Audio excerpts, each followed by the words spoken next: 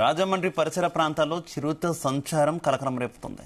ప్రస్తుతం కడియం ప్రాంతంలో చిరుతపులి సంచరిస్తుందన్న వార్తలు భయం పుట్టిస్తున్నాయి. ఆ ప్రాంతంలో చిరుత పాదముద్రలను అటవీశాఖ అధికారులు గుర్తించారు. గత 3 రోజులుగా దివాన్ చెరువు అటవీ ప్రాంతంలో చిరుతపులి జాడలేదు.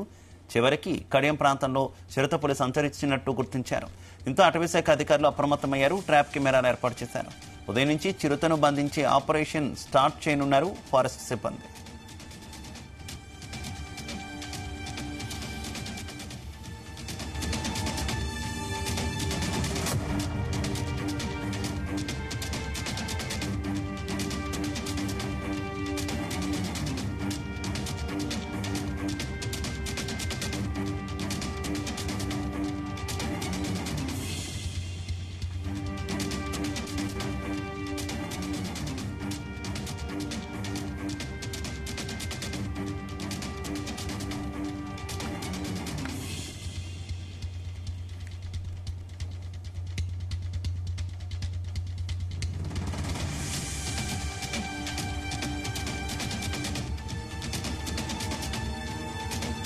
రాజమండ్రి పరిసర ప్రాంతాల్లో చిరుత సంచారం కలకలం రేపుతోంది. ప్రస్తుతం కడియం ప్రాంతంలో చిరుతపులి సంచరిస్తోందన్న వార్తలు భయం పుట్టిస్తున్నాయి. ఆ ప్రాంతంలో చిరుత పాద ముద్రలను అటవీశాఖ అధికారులు గుర్తించారు. గత 3 రోజులుగా దివాన్ చెరువు అటవీ ప్రాంతంలో చిరుతపులి జాడలేదు. చివరికి కడియం ప్రాంతంలో చిరుతపులి సంచరించినట్టు గుర్తించారు. దీంతో అటవీశాఖ అధికారులు అప్రమత్తమయ్యారు. ట్రాప్ కెమెరాలు ఏర్పాటు చేశారు. ఉదయం నుంచి చిరుతను బంధించి ఆపరేషన్ స్టార్ట్ చేయనున్నారు ఫారెస్ట్ సిబ్బంది.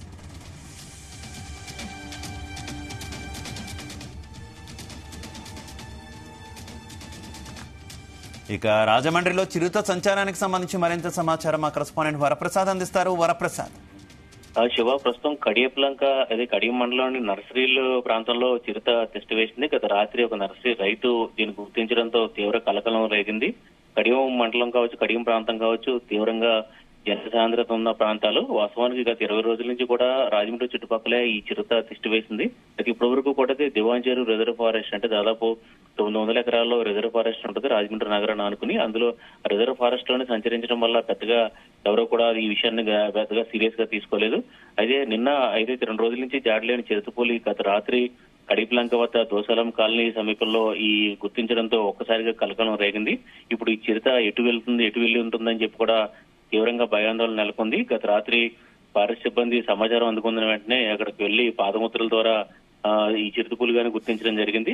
వెంటనే ప్రజలెవరూ కూడా అర్ధరాత్రి సమయంలో బయటకు రావద్దని చెప్పి కూడా పంచాయతీల ద్వారా అనౌన్స్మెంట్ చేయడం జరిగింది. మైక్ అనౌన్స్మెంట్ చేసి మొత్తం ప్రజలందరూ కూడా అప్రమత్తం చేశారు. ఇవాళ ఉదయం నుంచి కూడా ఈ ఆపరేషన్ స్టార్ట్ చేయబోతున్నారు. అంటే ప్రస్తుతం వర్షంగా ఉన్న నేపథ్యంలో కొంత ఆలస్యంగా ఈ ఆపరేషన్ ప్రారంభమయ్యే అవకాశం అయితే ఉంది. ఇక చూస్తే కనుక ఇవాళ ఈ చిరుతను గాలించేందుకు ఆపరేషన్ చేపట్టనున్న నేపథ్యంలో ఇవాళ కడియం నర్సరీలకు సంబంధించిన వేలాది మంది కార్మికులు ఉంటారు. వారందరికీ కూడా సెలవు ప్రకటించడం జరిగింది. ఎందుకంటే చిరుత నర్సరీలో ఎక్కడైనా తోటలో చెట్ల వద్ద కానీ నక్కి ఉండొచ్చు. ముఖ్యంగా చిరుత అనేది చెట్లు పైకెక్కుతుంది కాబట్టి ఎవరిపైనా దాడి చేసే అవకాశం ఉందని తప్ప ఉన్న నేపథ్యంలో ముందు జాగ్రత్తగా ఈ కార్మికులు కూడా సెలవు ప్రకటించడం జరిగింది. వాస్తవాన్ని చూస్తే కానీ 20 రోజుల నుంచి కూడా ఈ ఆపరేషన్ కొనసాగుతుంది. దాదాపు 50 మంది ఫారెస్ట్ సిబ్బంది, 100 ట్రాప్ కెమెరాలు, అదేవిధంగా 7 వరకు పులిబోన్లు, అత్యాధునికమైన డ్రోన్ కెమెరాలతో గాలిస్తున్నారు. అయితే ఈ విషయంలో కొంత ఫారెస్ట్ సిబ్బంది ఈ విషయంలో సక్సెస్ కాకపోవడం అనేది తీవ్రంగా విమర్శలకు పాలయ్యే పరిస్థితి కనిపిస్తుంది. ఎందుకంటే రిజర్వ్ ఫారెస్ట్ లో ఉన్న సమయంలోనే చిరుతను బంధించాల్సి ఉంది అని చెప్పి కూడా ప్రజలు కూడా ఏదైతే అభిప్రాయపడుతున్న పరిస్థితి అయితే ఉంది. అయితే ఏదైతే నేషనల్ టైగర్ కన్సర్వేషన్ అథారిటీ ఏదైతే జాతీయ స్థాయిలో ఢిల్లీ నుంచి వారు మార్గదర్శక ప్రకారం ఇప్పుడు ఫారెస్ట్ అధికారులు ముందుకు వెళ్తున్నారు. చిరుతని బంధించడం కానీ లేదంటే జనావాసాలకు వెళ్ళినప్పుడు తప్పనిసరి పరిస్థితుల్లో మత్తు ఇంజక్షన్ తో షూట్ చేసి చిరుతను బంధించాల్సి ఉంటుంది. దానికోసం ఆదేశాల కోసం ఎదురు చూస్తున్న పరిస్థితి ఉంది. ప్రస్తుతానికైతే చిరుత మాత్రం జనాల మధ్యకి వచ్చేసిన నేపథ్యంలో ఖచ్చితంగా బంధించాలని చెప్పి కూడా ప్రజలంతా కూడా భయాందోళన చెందుతున్నారు. ఈ ఆపరేషన్ ఎలా పూర్తి చేస్తారనేది చూడాల్సి ఉంది. ప్రస్తుతానికైతే చిరుత సంచారం కూడా చాలా ఆసక్తికరంగా మారింది.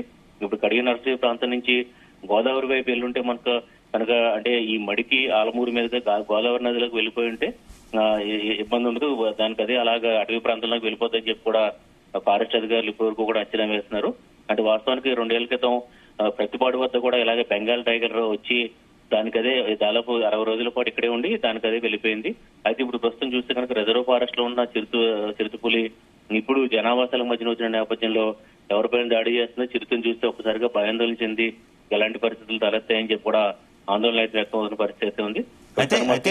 అయితే కడియం వాసులు ఏమనుకుంటున్నారు ఈ చిరుతపులకు సంబంధించి ప్రధానంగా ప్రసాద్? ఎందుకంటే ఖచ్చితంగా పబ్లిక్ ఎక్కువగా ఉండేటటువంటి ప్రాంతం, ఎక్కువ మంది పర్యాటకులు కూడా వచ్చేటటువంటి ప్రాంతం, అలాగే మీరు ప్రస్తావించినట్టు కార్మికులు కూడా ఎక్కువ మంది నిత్యం అక్కడ పనిచేస్తూ ఉండేటటువంటి ప్రాంతమైనటువంటి నేపథ్యంలో ఏ రకంగా అధికారులు ఏ రకంగా ఇప్పుడు ప్రస్తుతం సమన్వయంతో పనిచేయాల్సిన అవసరం ఉంది? అలాగే పబ్లిక్ ఏమనుకుంటున్నారు, కడియం పబ్లిక్? అది ఖచ్చితంగా ఇది చాలా ఊహించిన విధంగానే చిరుతపులి వచ్చిందని చెప్పుకోవచ్చు. ఎందుకంటే ఇప్పటి వరకు కూడా దేవాంచర్ రిజర్వ్ ఫారెస్ట్ లో గత 20 రోజుల నుంచి కూడా ఈ చిరుతపులి తిష్టి వేసి ఉంది. అక్కడి నుంచి చూస్తే కనుక దాదాపు 10 కిలోమీటర్ల మధ్యలో రాజమండ్రి సిటీలో ఉంటుంది. సిటీలోని అదేంటే హౌసింగ్ బోర్డు కాలనీ కావచ్చు, లాలా చెరువు, ఈ ప్రాంతాలన్నీ ఉంటాయి. ఆ వాటిని దాటుకుని ఈ చిరుతపులి ఇక్కడ కడియం నర్సరీలకు ఎలా వచ్చిందని చెప్పి కూడా ఒక ప్రశ్నగా మారింది. ప్రస్తుతం చూస్తే కడియం వాసులు అయితే తీవ్ర భయాందోళన చెందుతున్నారు. ఇప్పుడు చిన్నపిల్లలు ఉదయం స్కూల్కి వెళ్లాల్సి ఉన్నా, లేదంటే ఇప్పుడు వాస్తవంలో చూస్తే దివాన్ చెరువు ప్రాంతంలో సాయంత్రం 6 గంటల తర్వాత చిన్నపిల్లల్ని ఇప్పటి వరకు కూడా ట్యూషన్లకు పంపించకుండా, అదేవిధంగా గేమ్స్ కూడా పంపించకుండా ఏదైతే ఈ జాగ్రత్తలు కూడా తీసుకున్నారు. ఇప్పుడు ఇవాళ ఈ చిరుతపులి అంటే మొత్తం పూర్తిగా నర్సరీల ప్రాంతం, వేలాది ఎకరాల్లో నర్సరీలు విస్తరించి ఉంటాయి. ఏ చెట్లు వెనకాల ఉందో లేదంటే ఎక్కడైనా మాట వేస్తుందో అని చెప్పి కూడా భయాందోళన వ్యక్తం అవుతుంది.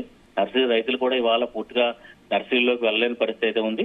అయితే ఈ ఫారెస్ట్ అధికారులకు సంబంధించి మరొక అంచనా కూడా ఉంది. చిరుతపులి గంటకి 80 కిలోమీటర్ల వేగంతో ప్రయాణిస్తుంది. దానికి సురక్షితం కాకపోతే ఆ సమయంలో ఎటున్నా వెళ్ళిపోయి ఉంటుందా అని చెప్పి కూడా ఒక అంచనా అయితే ఉంది. ఇది కాకుండా కడియం పక్కనే 2 మండలాలు ఉన్నాయి. మండపాటి కావచ్చు, లేదంటే ఇటు చుట్టుపక్కల ప్రాంతాలు కావచ్చు. ఇక్కడ కూడా మొత్తం గ్రామాలు ఉన్నాయి. వేలాది మంది ప్రజలు నివాస ప్రాంతాలు.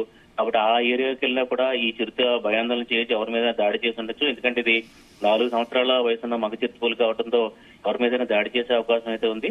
అయితే ఇప్పటి వరకు చూస్తే కనుక అక్కడ దేవాంచర్ రిజర్వ్ ఫారెస్ట్ లో దానికి ఆహారం అయితే అందుతుంది. పందులు కావచ్చు, కుక్కలు కావచ్చు, వీటన్నిటినీ కూడా తింటూ అక్కడే ఉండిపోయింది. ఇప్పుడు ప్రస్తుతం జనావాసాలకు వచ్చిన నేపథ్యంలో ఈ విషయాన్ని చాలా ఖచ్చితంగా సీరియస్ తీసుకోవాలని చెప్పి కూడా ప్రజలంతా కూడా కోరుతున్నారు. దీనిపై అధికారులు కావచ్చు, ఉన్నతాధికారులు కావచ్చు, అదేవిధంగా ఆంధ్రప్రదేశ్ సంబంధించి అటవీ శాఖ మంత్రిగా డిప్యూటీ సీఎం పవన్ కళ్యాణ్ ఉన్నారు. ఆయన దృష్టికి కూడా ఈ విషయం వెళ్లే అవకాశం అయితే కనిపిస్తుంది. ప్రస్తుతానికి అయితే మాత్రం ఫారెస్ట్ డిఎఫ్ఓ భరణి ఆధ్వర్యంలో ఆపరేషన్ కొద్దిసేపట్లోనే ప్రారంభించబోతున్నారు. శివ.